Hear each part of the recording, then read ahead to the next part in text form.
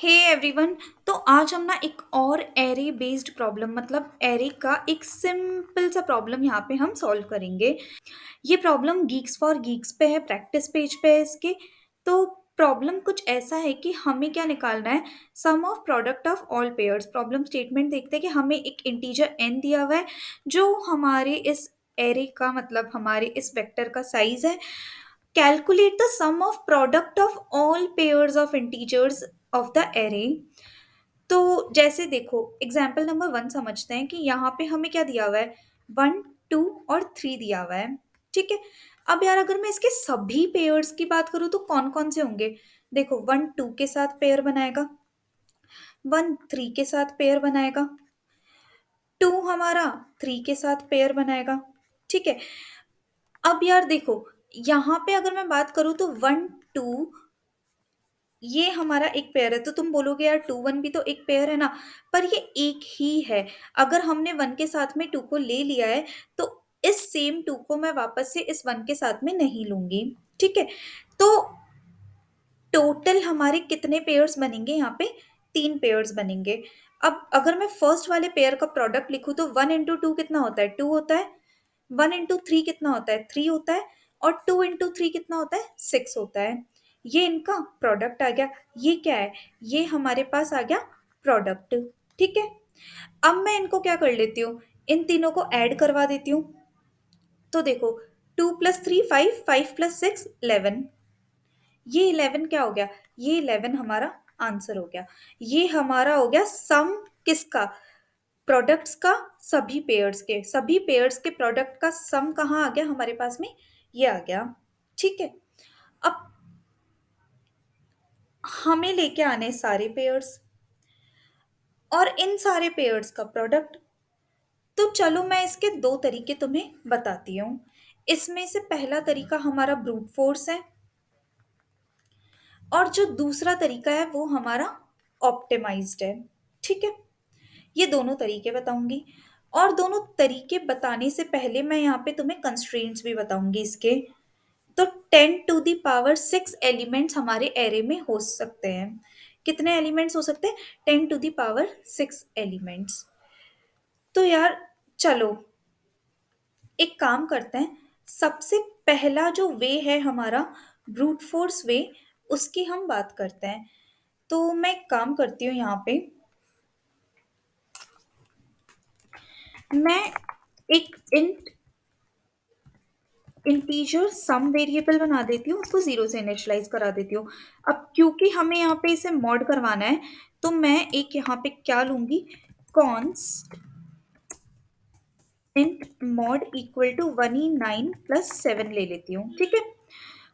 और मैं इसको लॉन्ग लॉन्ग टाइप का बना देती हूँ ताकि ये रेंज से बाहर ना जाए। और मैं यहाँ पे एक और वेरिएबल लगाऊंगी, लॉन्ग लॉन्ग इंट प्रोडक्ट। ठीक है। ये मैंने एक वेरिएबल बना लिया। अब मैं एक फॉर लूप का यूज करती हूँ, for int i equal to 0 से लेकर आई लेस देन n तक। ठीक है। ये मैंने ले लिया। एक और फॉर लूप चलाती हूँ, for int j equal to i+1 से लेकर j लेस देन n तक और j++। ठीक है। अब मैं प्रोडक्ट इक्वल टू, प्रोडक्ट क्या हो जाएगा, अब सारे पेयर्स है तो a of i into a of j ये करवा देती हूँ। तो देखो ये हमारा वर्क कैसे कर रहा है कि यहाँ पे हमारा 1 2 और 3 है, बिल्कुल है।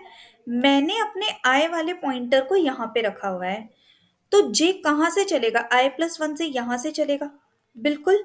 तो मैंने अपने प्रोडक्ट में किसको ले लिया, ए ऑफ आई क्या है, 1 है, मल्टीप्लाई बाय ए ऑफ जे वो क्या है, 2 है। तो प्रोडक्ट कितना आ गया, 2 आ गया, बिल्कुल 2 आ गया। ठीक बात है, यहां तक हमारा काम सही चल रहा है। तो मैं सम, नहीं सम प्लस क्या करा दूंगी, प्रोडक्ट करा दूंगी कि मैंने अपना सम। अब देखो ये मेरा सम वेरिएबल है जो कि इनिशियली 0 था, जिसमें मैंने क्या ऐड करा दिया, हमारे प्रोडक्ट को ऐड करा दिया, मतलब 2 को ऐड करा दिया, बिल्कुल। अब ये लूप दोबारा से चलेगा, जे प्लस प्लस हो गया, जे यहाँ पे आ गया। ठीक है, अब प्रोडक्ट कितना हुआ? अब प्रोडक्ट हो गया मेरा 1 × 3। प्रोडक्ट क्या आ गया? 3। और सम में क्या ऐड हो गया हमारा? 3 ऐड हो गया। बिल्कुल हो गया। जे मेरा और आगे बढ़ गया। और देखो, यहाँ पे जे जैसे ही एन से बड़ा हुआ, जे जैसे ही एन के इक्वल हो गया, हमारा ये वाला लूप ब्रेक हो गया। बिल्कुल ब्रेक हो गया। अब हम कहाँ गए इस लूप में? दोबारा आय कहाँ आ गया? आय हमारा आगे आ गया, बिल्कुल इधर आ गया। अब क्योंकि आय यहां से स्टार्ट हो रहा है, तो जे कहाँ से स्टार्ट होगा? इधर से स्टार्ट होगा। तो यहाँ पे हमारा प्रोडक्ट में अब क्या आ गया? 2 × 3 ये हो गया। तो ये कितना होता है? 6 हो गया। मैंने इस 6 को भी ऐड करा लिया और अपने इस जे को आगे बढ़ा दिया। बिल्कुल, यहाँ पे लिस्ट खत्म हो गई। आए वापस से, या हमारा आई यहाँ पे आ गया और जे यहाँ पे आ गया। इसका तो कोई पेयर होगा नहीं। तो यहाँ पे यार ध्यान से देखो तुम, कि यहाँ पे हमारे सारे पेयर्स कवर हो गए। ये वाला 1 × 2 वाला पेयर आ गया, 3 वाला पेयर आ गया, और 2 × 3 वाला पेयर आ गया। सारे आ गए। तो इस फॉर लूप में सारे पेयर्स आ गए। मैं लास्ट में यहाँ पे क्या करूंगी? मैं यहाँ से रिटर्न रिटर्न सम कर दूंगी। ठीक है, अब सम को रिटर्न करने से पहले, क्योंकि ये सम रेंज के बाहर जा सकता है, तो मैं इसको मॉड करा देती हूँ। ठीक है, यहाँ पे भी मैं इस प्रोडक्ट को भी क्या करा दूंगी? इस प्रोडक्ट को भी मैं मॉड करा दूंगी।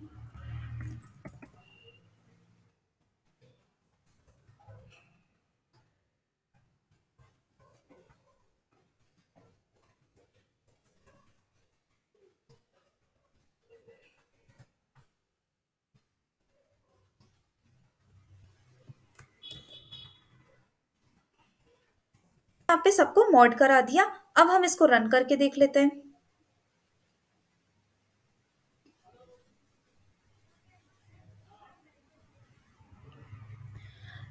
जब ये 3 इंटीजर्स है, इनका आंसर तो हमारा सही आ रहा है। एक बार मैं इसको सबमिट करके देखती हूँ।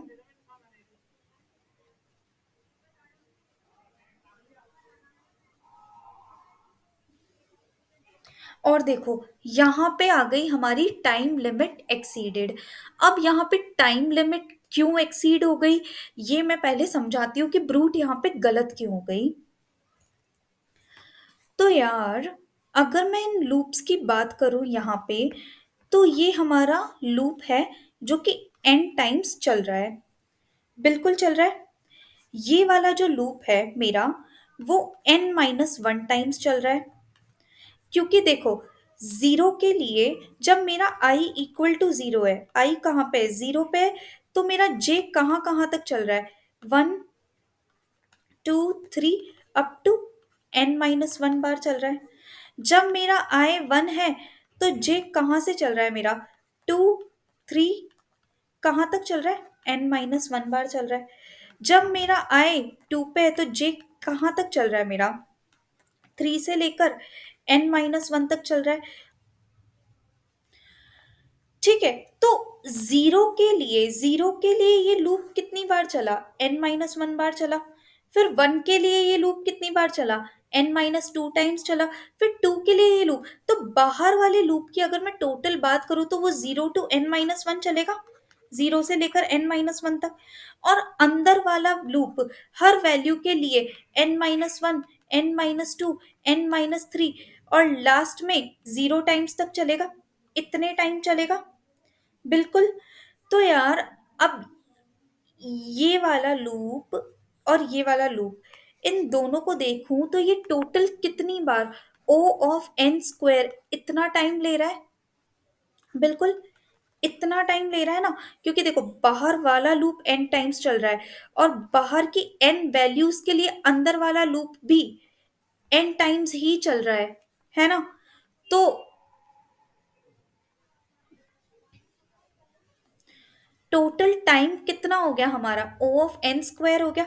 अब n हमारा ज़्यादा से ज़्यादा कितना हो सकता है? 10 टू द पावर 6 हो सकता है, इतना हमारा मैक्सिमम साइज़ हो सकता है।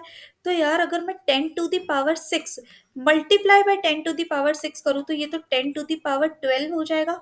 मतलब तुम्हारा ये पूरा loop 10 to the power 12 times चला। कितनी टाइम्स चला? 10 टू द पावर 12 टाइम, और ये टाइम तो बहुत ही ज़्यादा हो जाता है। इस वजह से हमें यहाँ पे क्या मिला? टीएलई मिला। क्या मिला यहाँ पे? टीएलई मिला हमें। तो यार ब्रूट तो यहाँ पे काम नहीं आई। ब्रूट में हमने ओ एन स्क्वायर में काम किया, जो कि नहीं चला। अब क्या करें? कैसे इसको हम ऑप्टिमाइज करें? ठीक है, मतलब उस ओ एन स्क्वायर सोल्यूशन को मैं ओ एन में कैसे चेंज करूं, ओ एन के सोल्यूशन में कैसे चेंज करूं? तो यार अब कुछ बातें करते हैं हम पहले इसके बारे में। अब मैंने यहाँ पे ना चार नंबर्स लिए हैं, तो ये यहाँ पे हम इनके पेयर्स लिखते हैं कि कौन कौन से पॉसिबल पेयर्स हैं। तो एक 1,2 है, एक 1,3 है, एक 1,4 है।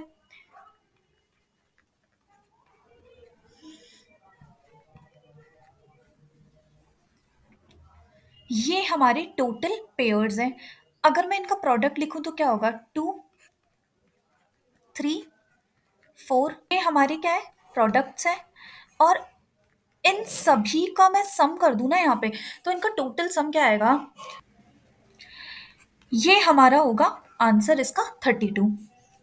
अब यार इस एक्सप्रेशन को थोड़ा सा ऐसे लिखते हैं। अगर इसको मैं देखूं यहाँ पे, तो मैं यहाँ पे एक काम करती हूँ, मैं 1 को कॉमन ले लूँ सभी में से, और मैं इसको ऐसे लिख सकती हूँ।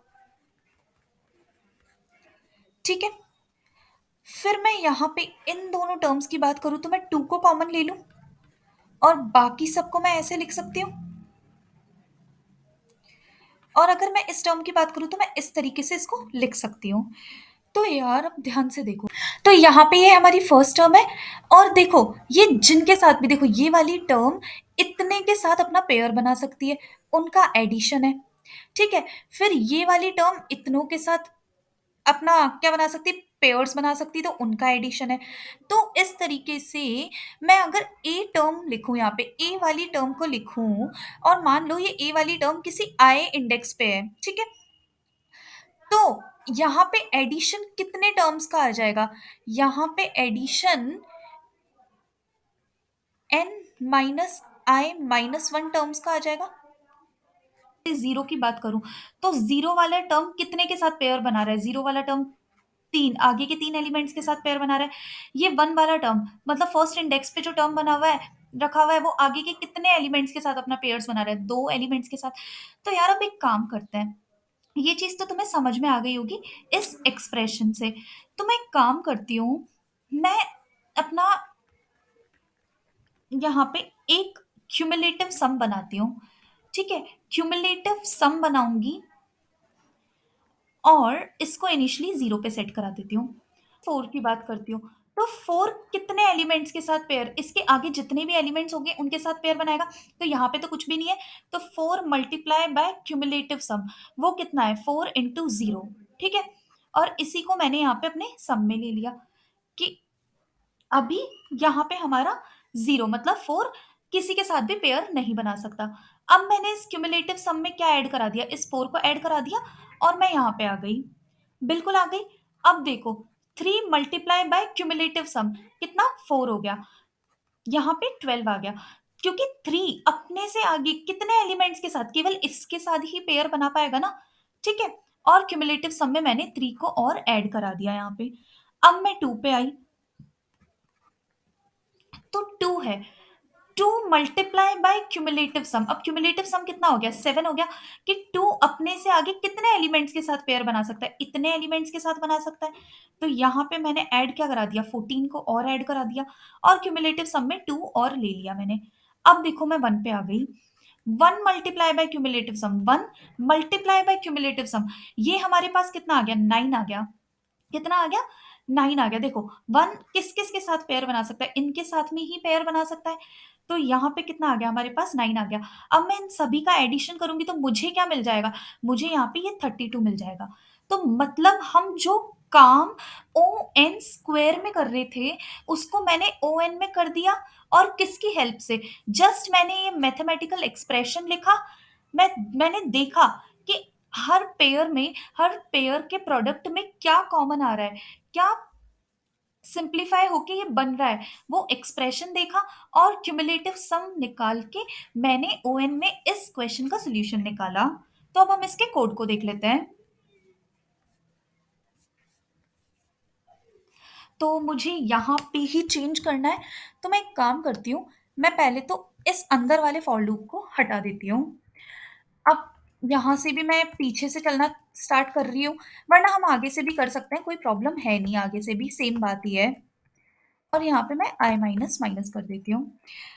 अब मैं इसको एक काम करती हूँ, प्रोडक्ट की जगह क्यूमुलेटिव सम कर देती हूँ और इसको जीरो रखती हूँ। Sum equal to sum plus क्या आ रहा है, जो भी मेरा एलिमेंट है A of I multiply by cumulative sum. ठीक है। और क्यूमुलेटिव सम में मैं क्या ऐड करा दूंगी, अपने ए ऑफ आई को ऐड करा दूंगी। अब क्योंकि हमें यहाँ पे मॉड लेना है तो मैं मॉड ले लेती हूँ यहाँ पे। तो ये कितना आ जाएगा हमारा, यहाँ पे हम मॉड ले लेंगे इसका भी, और इसको भी हम मॉड करा देते हैं। इन टर्न इस पूरे एक्सप्रेशन को मैं मॉड करा दूंगी, ताकि वो रेंज के बाहर ना जाए हमारा। ठीक है। अब हम इसको रन करके देख लेते हैं।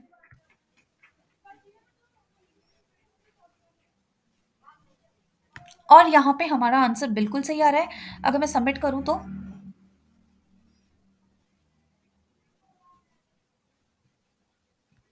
ये हमारा सबमिट भी हो गया है। यहाँ पे देखो ओ एन में हमने काम किया है। यहाँ पे सिंपली हमने क्या देखा, क्यूमुलेटिव सम देखा, और हमने इस एक्सप्रेशन से इजीली हम इसको ओ एन में सॉल्व कर दिया। तो अगर तुम्हें ये sum of product of all pairs समझ में आया हो, किस तरीके से ब्रूट को मैंने ऑप्टिमाइज किया वो समझ में आया हो, टाइम मैंने किस तरीके से देखा, ये सारी बातें समझ में आया हो, कॉन्सेप्ट समझ में आया हो, तो प्लीज इस वीडियो को लाइक करो, शेयर करो और चैनल को सब्सक्राइब करो। Thank you so much.